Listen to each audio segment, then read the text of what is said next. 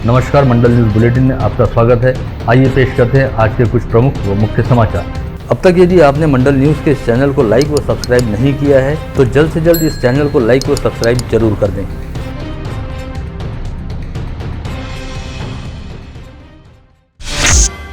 अमरावती जिले की सांसद नवनीत राणा तथा बडनेरा निर्वाचन क्षेत्र के विधायक रवि राणा आज शुक्रवार 22 अप्रैल को अकस्मात मुंबई पहुंच गए, जिसके तुरंत बाद उन्होंने खार स्थित अपने निवास स्थान पर एक पत्रवार्ता बुलाई, जिसमें राणा दंपति द्वारा कहा गया कि उन्हें चाहे कितनी भी धमकियां क्यों न मिले, लेकिन वे कल शनिवार 23 अप्रैल की सुबह 9 बजे मुख्यमंत्री उद्धव ठाकरे के आवास मातोश्री बंगले पर जरूर जाएंगे और वहां पर हनुमान चालीसा का पाठ भी करेंगे।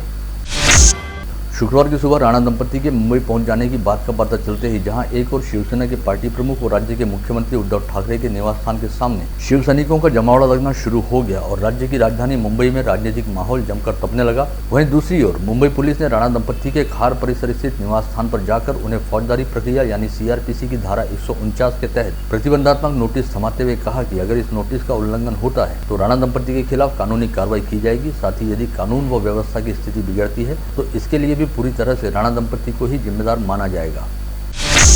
सांसद नवनीत राणा व विधायक रवि राणा के शुक्रवार की सुबह विमान के जरिए मुंबई पहुंच जाने और इस समय खार स्थित अपने निवास स्थान पर रहने की जानकारी के सामने आते ही शिव सैनिकों ने खार परिसर में स्थित विधायक राणा का फ्लैट रहने वाली इमारत के सामने इकट्ठा होकर जमकर नारेबाजी करनी शुरू की। वहीं दूसरी ओर CM उद्धव ठाकरे के आवास मातोश्री बंगले के सामने भी शिव सैनिकों का हुजूम इकट्ठा हो गया। ऐसे में इस समय मुंबई में हालात काफी तनावपूर्ण वाले हो गए हैं।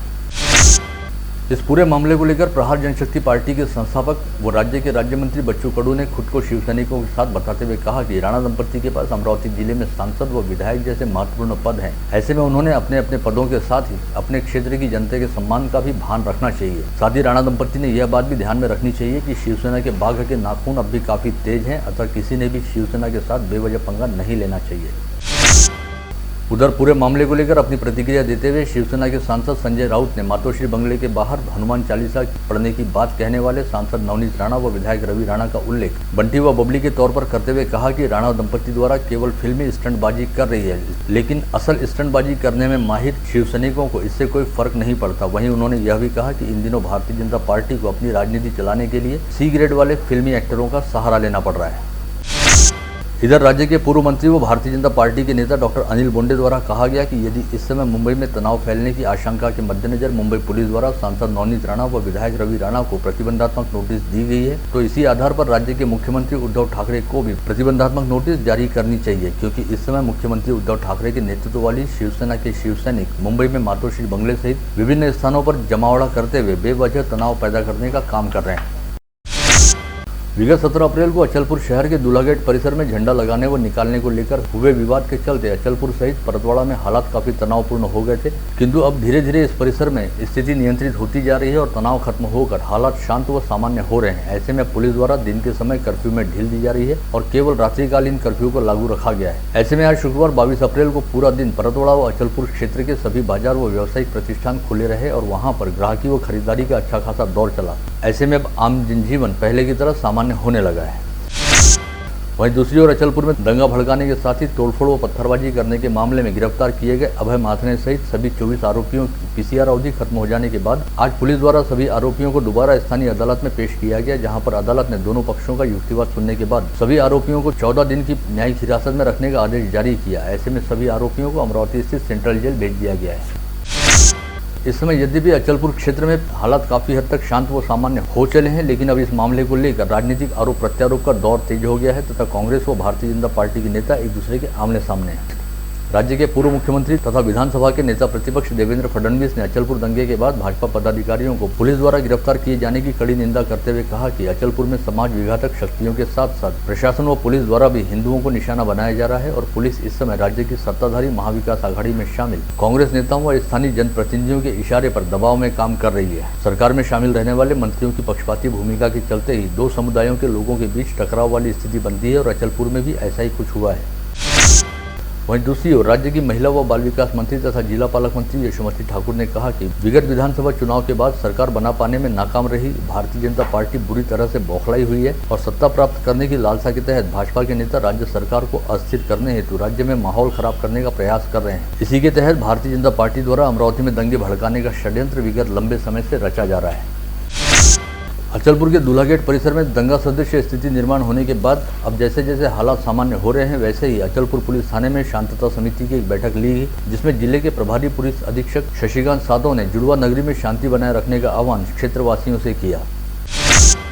वहीं आज स्थानीय जिलाधीश कार्यालय स्थित नियोजन भवन में अमरावती शहर की शांतता समिति की बैठक ली गई, जिसमें जिला पालक मंत्री यशोमती ठाकुर ने कहा कि अचलपुर में हुए दंगे जैसी स्थिति फिर कहीं जिले में निर्माण नहीं होनी चाहिए। इस बात के मद्देनजर तमाम आवश्यक कदम उठाए जाने चाहिए और शहर में शांति व अमन को बनाए रखना चाहिए। इसके साथ ही पालक मंत्री यशोमती ठाकुर ने इस समय चल रहे पवित्र रमजान माह के साथ ही आने वाले समय में मनाए जाने वाले ईद के पर्वों को देखते हुए शहर में अमन व शांति बनाए रखने हेतु आवश्यक दिशा निर्देश भी जारी किए। माझी विनंती आहे की तुम्ही अतिशय जबाबदारीनं ही सगळी जबाबदारी पार पाडाल आणि आपल्या जिल्ह्याला कोणी गालबोट लावत असेल तर त्याला तुम्ही थांबवाल। एवढंच बोलते आणि थांबते। राज्य के जल संपदा व शालेय राज्य मंत्री बच्चू कडू की उपस्थिति में एक समीक्षा बैठक का आयोजन किया गया, जिसमें राज्य मंत्री बच्चू कडू ने विविध विभागों की समीक्षा करने के साथ ही अधिकारियों को आवश्यक दिशा निर्देश जारी किए।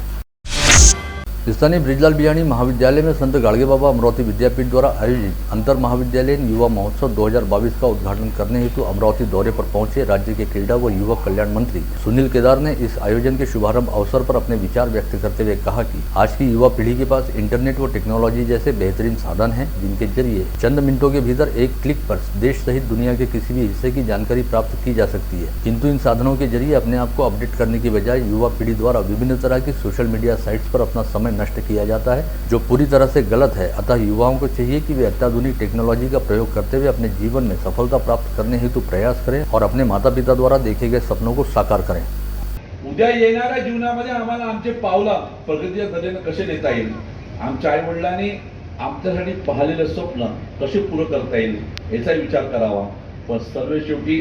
मंचकावर बसलेले कुलगुरू त्याच्यात असलेले सगळ्या लोकांना सांगतो की माझ्या विचार गांभीर्याने विचार करा की आम्ही should we allow the technology use us किंवा आम्ही टेक्नॉलॉजी यूज करावी, याचे डेफिनेशन शोधण्याचं आपण सगळ्यांनी मिळून आपला एक कर्तव्याचा भाग निभावा अशा प्रकारचं मन व्यक्त करतो। गत रोज स्थानीय ब्रिजलाल बियाणी शिक्षा संस्था की 50वीं वर्षगांठ के अवसर पर आयोजित कार्यक्रम में जिले के पूर्व पालक मंत्री जगदीश गुप्ता ने कहा कि परिश्रम व ईमानदारी ही ब्रिजलाल बियाणी शिक्षा संस्था की पहचान है और इस शिक्षा संस्था ने अमरावती शहर से जिले को शिक्षित करने का काम किया है। या शिक्षण संस्थेचा वैशिष्ट्य असं आहे की फक्त शिक्षण देण्यामध्येच अग्रेसर नसून तर इतर संस्था कशा मोठ्या होतील यासाठी सुद्धा या संस्थेचे जे सदस्य आहे, जे परिवारातले सदस्य आहेत, त्यांचा नेहमी प्रयत्न राहिलेला आहे।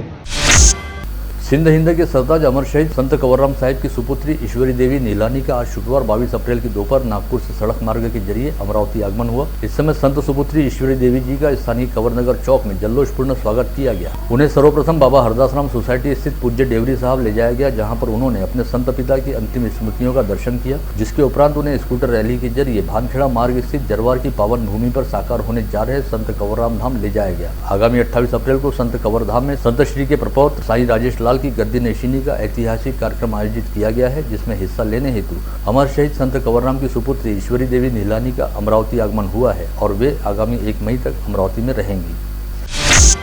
महाराष्ट्र राज्य परीक्षा परिषद द्वारा आगामी 20 जुलाई को कक्षा 5वीं व कक्षा 8वीं की स्कॉलरशिप परीक्षा लेने का नियोजन किया गया है, जिसके लिए विद्यार्थियों को आवेदन करने हेतु दूसरी बार समयावधि दी गई है। ऐसे में परीक्षा देने के इच्छुक विद्यार्थियों द्वारा आगामी 30 अप्रैल तक आवेदन किए जा सकेंगे और 2 मई तक शुल्क भरने की प्रक्रिया पूर्ण की जा सकेगी। विगत 10 वर्ष की तुलना में वर्ष 2021 में शहर पुलिस ने अवैध व्यवसायों के खिलाफ कड़ी कार्रवाई करते हुए करोड़ों रुपए का माल बरामद किया। साथ ही नेफिड्रोन व ड्रग्स की तस्करी करने वाले लोगों को गिरफ्तार किया गया। ऐसे में कहा जा सकता है कि विगत 10 वर्षों के दौरान अब तक की गई कार्रवाई में शहर पुलिस आयुक्त डॉक्टर आरती सिंह ने रिकॉर्ड तोड़ कार्रवाइयां की है। राज्य के पूर्व मंत्री तथा भारतीय जनता पार्टी के वरिष्ठ नेता डॉक्टर अनिल बोंडे को नायब तहसीलदार के साथ मारपीट करने के मामले में अमरावती की जिला व सत्र अदालत द्वारा सुनाई गई सजा पर मुंबई हाईकोर्ट की नागपुर खंडपीठ ने कल गुरुवार 21 अप्रैल को स्थगनादेश दिया। इसके साथ ही अनिल बोंडे ने हाईकोर्ट में दोष सिद्धि को भी स्थगित करने हेतु अपील की है। ऐसे में न्यायमूर्ति अनिल किलोर की अदालत ने इस मामले में राज्य सरकार के नाम नोटिस जारी करते हुए मामले की अगली सुनवाई जून माह में करने का फैसला सुनाया है।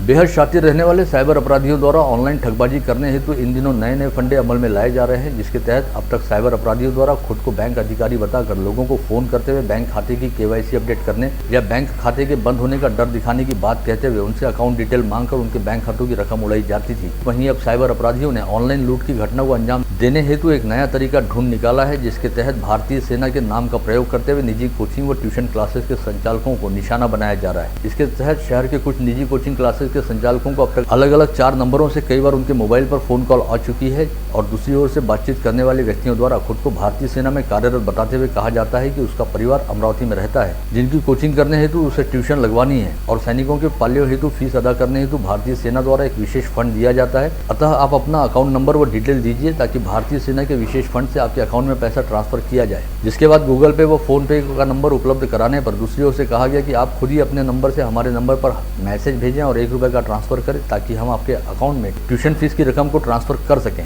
इस पूरे मामले को लेकर शहर के कुछ कोचिंग क्लासेस संचालकों को संदेह हुआ और उन्होंने संबंधित व्यक्ति के नंबर पर कोई संदेश या रुपया नहीं भेजा, बल्कि इसे लेकर अन्य कोचिंग क्लासेस के संचालकों को जानकारी देते हुए सचेत व जागरूक करना शुरू किया। इसके चलते सौभाग्य से शहर में अब तक कोई भी कोचिंग क्लास या ट्यूशन क्लास संचालक इन साइबर अपराधियों के हाथों ठगबाजी का शिकार नहीं हुआ है।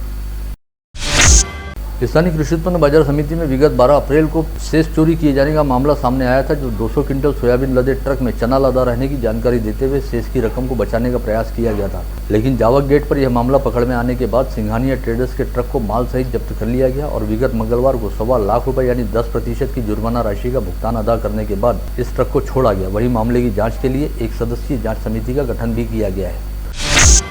महावितरण कंपनी द्वारा धीरे से ही सही लेकिन लोड शेडिंग का झटका देकर बिजली कटौती शुरू कर दी गई है और जिले में शेड्यूल्ड लोड शेडिंग का आज तीसरा दिन है। बिजली की बढ़ती मांग, कोयले की कम आपूर्ति और बिजली निर्मित की कमी के कारण महावितरण को आकस्मिक लोड शेडिंग करनी पड़ रही है। इसके तहत लोड शेडिंग करते वक्त सभी फीडरों की वर्गवारी करते हुए 2 से 4.25 घंटे की लोड शेडिंग शुरू की गई है।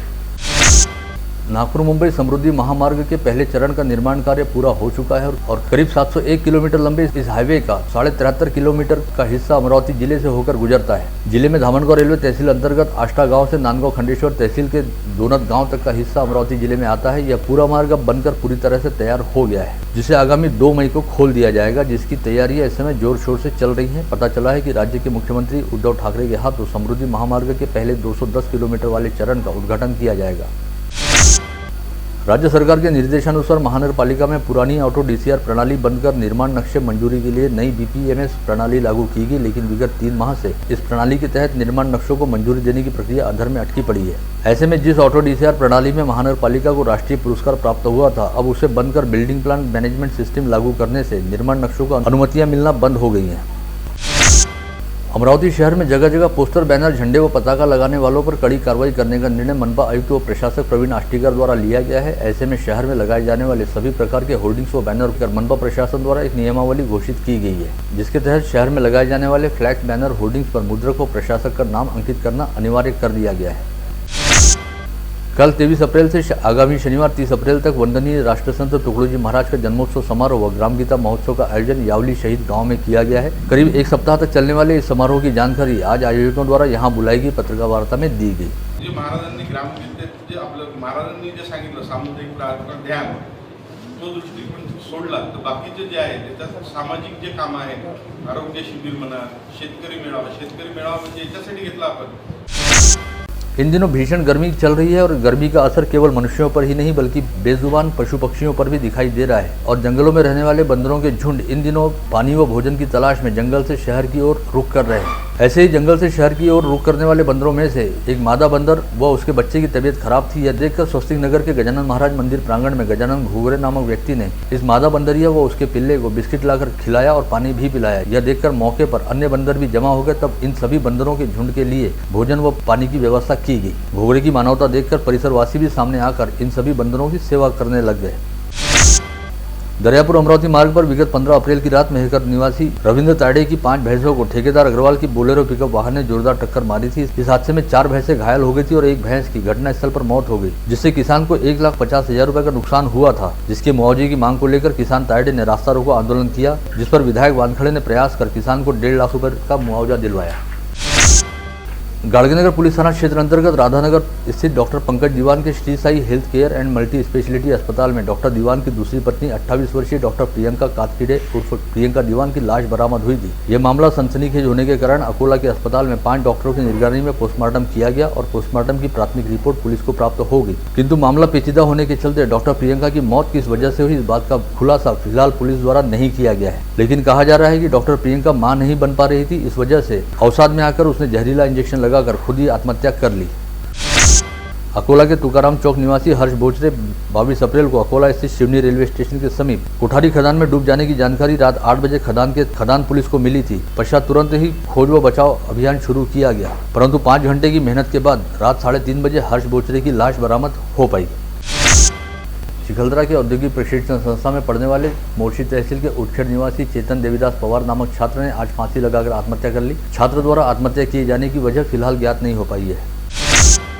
बैंक के नाम पर 2 वर्ष में रुपए दुगने करने की झूठी योजना बताकर तथा 8 बेरोजगार युवकों को नौकरी का झांसा देते हुए 91 लाख रुपए से ठगने वाले जिला परिषद शिक्षक सहकारी बैंक में कार्यरत क्लर्क शशिकांत उर्फ बंटी महल्ले को निलंबित कर दिया गया है। ऐसी जानकारी बैंक के महाप्रबंधक द्वारा दी गई है। वहीं महल्ले द्वारा गिरफ्तारी पूर्व जमानत पाने हेतु अदालत में किया गया आवेदन भी खारिज हो गया, जिसके पश्चात पुलिस ने इस ठगों को गिरफ्तार कर लिया।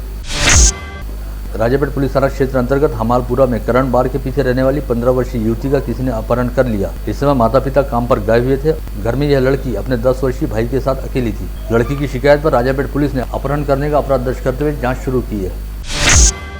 छेड़छाड़ के अपराध में शामिल रमाबाई अंबेडकर निवासी 37 वर्षीय कैदी अनिल पुरुषोत्तम राउत को अदालत ने रिमांड वारंट के तहत जेल रवाना किया था, जहां पर तबीयत बिगड़ जाने के चलते इस कैदी को जिला सामान्य अस्पताल में इलाज हेतु भर्ती कराया गया, लेकिन दूसरे ही दिन इसकी इलाज के दौरान मौत हो गई। पुलिस द्वारा मामले की जाँच की जा रही है।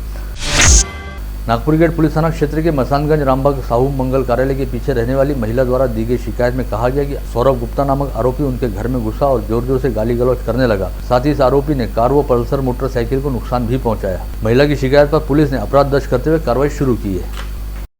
आप देख रहे थे मंडल न्यूज बुलेटिन। हमारे चैनल को लाइक करें, शेयर करें और हाँ, सब्सक्राइब करना ना भूलें। कल होगी आपसे फिर मुलाकात, तब तक के लिए धन्यवाद।